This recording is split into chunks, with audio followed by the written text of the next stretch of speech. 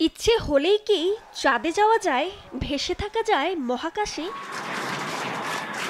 শুনতে অবাক লাগলেও এমনই এক পরিকল্পনা হাতে নিয়েছেন ধনকুবের ইলন মাস্কের নভোযান নির্মাতা প্রতিষ্ঠান স্পেস এক্স।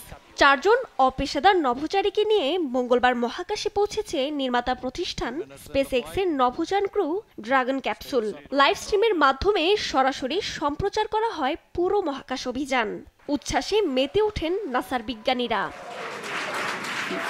ব্যতিক্রমী এই মিশনটির নাম পোলারিস ডন মিশন। মঙ্গলবার ভোরে ফ্লোরিডার কেনেডি স্পেস সেন্টার থেকে 4 সদস্যের একটি দল 5 দিনের অভিযানের জন্য যাত্রা শুরু করে।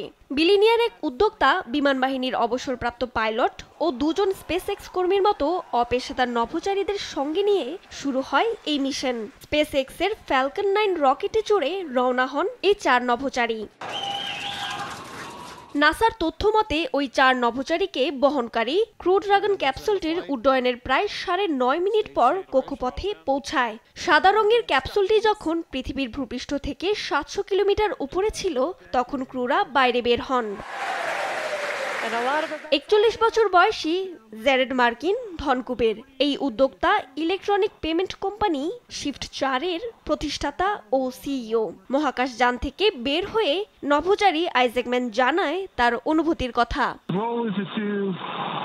ওই পৃথিবীতে আমাদের অনেক কাজ পড়ে আছে, কিন্তু এখন আমি তা ভাবতে চাই না, আমি উপভোগ করতে চাই।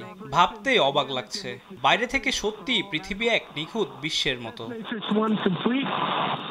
আইজ্যাকম্যানকে অনুসরণ করে মহাকাশযান থেকে বের হয়ে আসেন মিশন বিশেষজ্ঞ সারা গিলিস।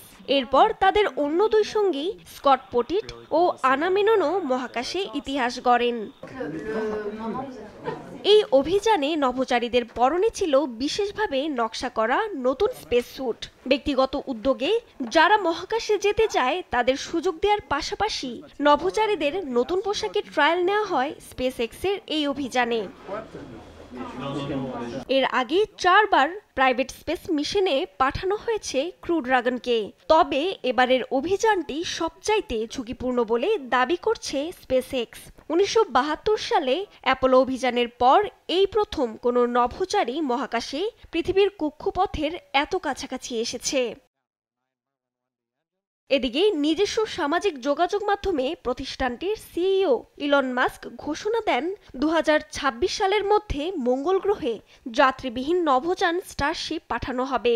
মঙ্গল গ্রহে স্টারশিপের অবতরণ সক্ষমতা যাচাই করতে চালানো হবে এই পরীক্ষা সফল হলে 2028 সাল নাগাদ মঙ্গল গ্রহে নভোচারীও পাঠাবে স্পেস এক্স।